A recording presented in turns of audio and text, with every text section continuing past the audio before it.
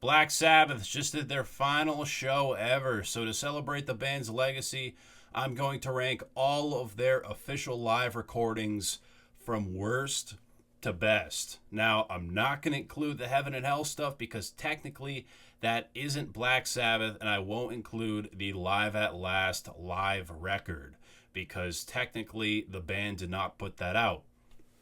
Also, there's a lot of bootlegs from this band, and I feel like with every remix, box set, remaster, this, that, they throw in a few of these bootlegs, which deems them official. Now, there's a lot of these now that are official, so it's like, okay, am I going to like shift through all these box sets and figure out what bootlegs are official and what aren't?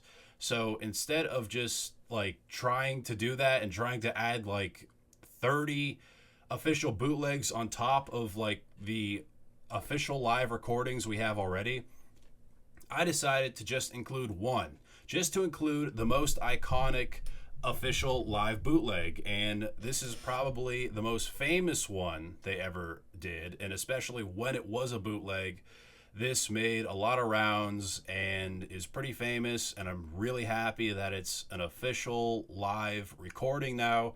So I'm going to include it, and you will see what that is when we get into it. But also, I understand like how personal this could be. This is some very biased territory I'm entering. Just because you saw Black Sabbath in 98 and blacked out and it was like the best night of your life doesn't mean that tour will be number one when it comes to this ranking. All right. Yeah, Ozzy's great. All right. Dio's great. There's a lot of great singers that were in this band. Tony Martin, for example. And I know people are, again, very biased with the Black Sabbath eras, and especially with Ozzy's passing, which fucking shatters my heart and has been a rough few days since this has happened. I can't ignore the other eras of this band. This band has such a dense history, and there's so many great singers, there's so many great lineups, and some of these live records that don't include Ozzy are fantastic. Ozzy was the best frontman Black Sabbath ever had, but there were some other great members too. So I'm going to showcase some of those. So yeah, let's get into it. Number 9, I'm going to have to give it back to the beginning. Now, it's pretty unfair to rank this, but I have to. Because one, it's going to be a movie, and two, this is going to end up on a vinyl or CD at some point. It has to. It has to. But with being like a live stream and going to the theaters, it counts. Now, why is this in last place? 4 fucking songs. Only 4 songs on the set list. And I'd say this maybe isn't the tightest performance from the band. Is this still a legendary performance? 100%. Amazing. Even in the band's old age, just absolutely killer. Live Gathered in Their Masses is the next release we are talking about. This is the band's performance from 2013. Tommy Clufetis joins the band on the kit, and we get tracks such as Loner, End of the Beginning, Methodemic, and God is Dead.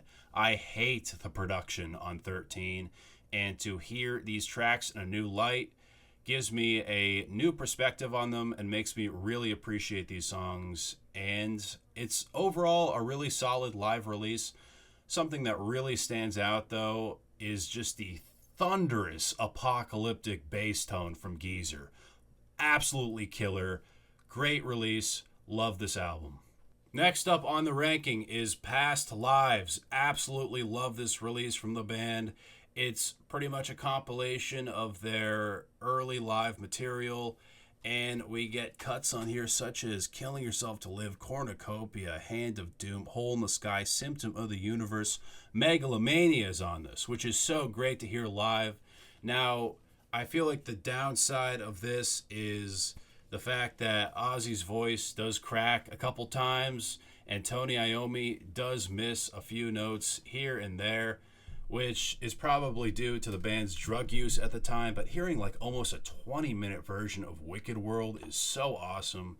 And yeah, solid release. Past Lives is my number 7. Next up is The End, which wasn't the end. It was the end at the time, but the end is back to the beginning, but whatever. This is the End album, and yeah, Bill Ward is definitely a key asset that is missing on this release, but everyone kills it. And Tony Iommi has just such a thunderous tone on this record, and I just love it.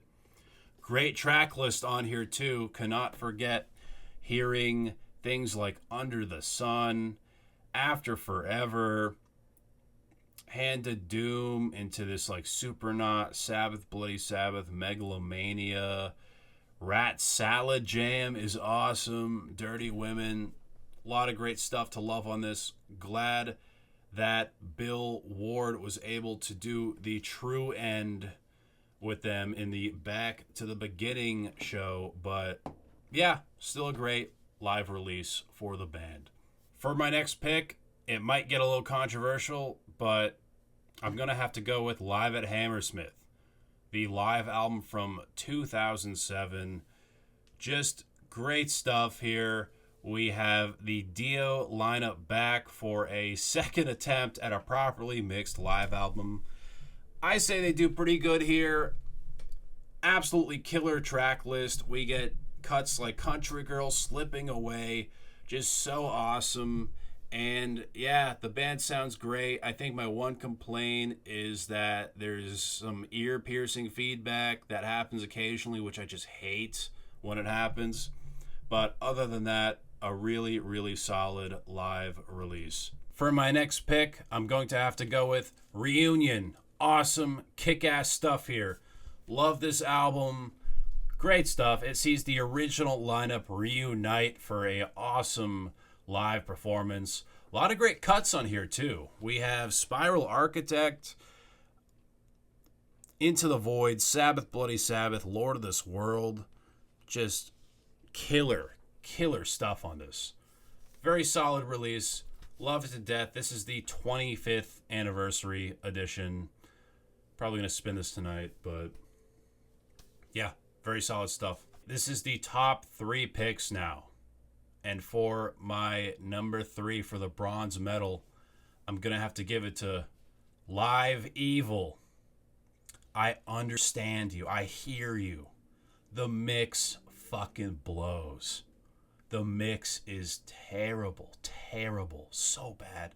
So awful. Does that overshadow the fact that this is one of the greatest performances from the band? Not at all. Where is the audience? Where is the audience? Why are Dio's vocals through the roof? Why are they so high? I don't know.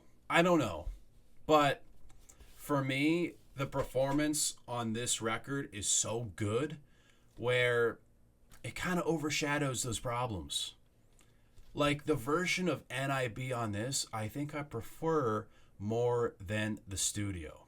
And I know that's heresy to even say, but I fucking love this record. It's so great. Now let's look at some of the tracks, all right? We have Children of the Sea, Voodoo, The Mob Rules, Heaven and Hell, which goes into The Sign of the Southern Cross, which goes back into Heaven and Hell. Absolutely killer stuff. And then Children of the Grave, Paranoid. Just killer. If the mix was great, it'd be one of my favorite live albums of all time.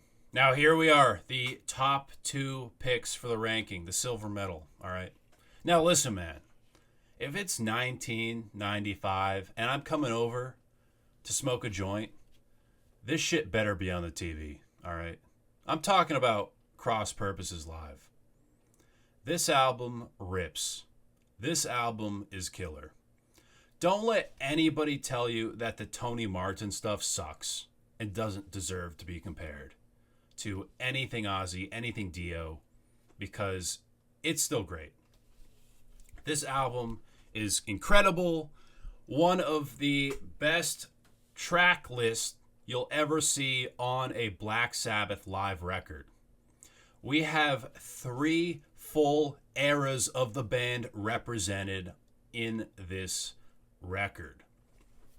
We open the album with Time Machine, with Dehumanizer. That's how we open the album.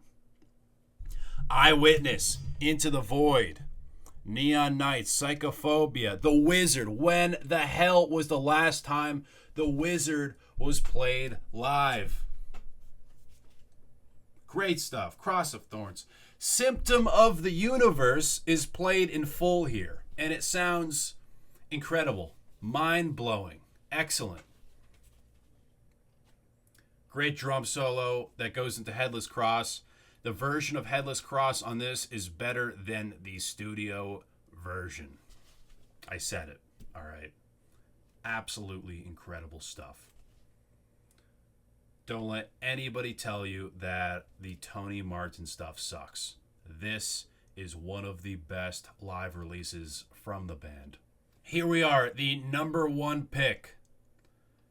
Now, if I had a friend who was a big Sabbath fan and he got like a DUI recently, I'd assume that while he was driving, this shit was blasting. I'm talking about live in Asbury Park, 1975. This is where it's at.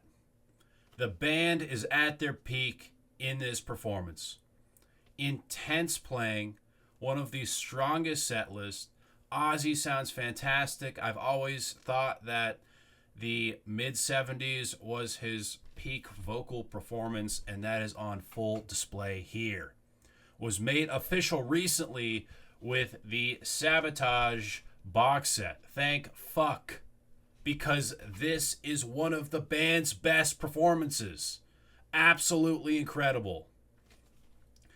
Just listen to these tracks. We open with Killing Yourself to Live, Hole in the Sky, Symptom of the Universe, Sabracadabra. We get a jam, Supernaut, Iron Man with an amazing fucking solo that goes into like this rock and roll doctor jam, Megalomania, Spiral Architect. Just the best of the best.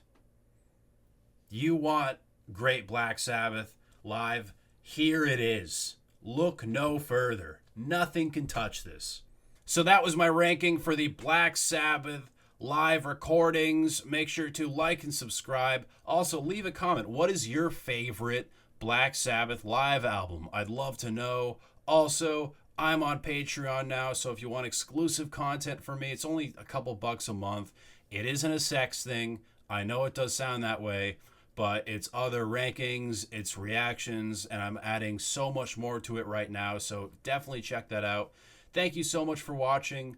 I'm Brandon Battick, and this is Disturbing the Priest. It's death! I've just seen death!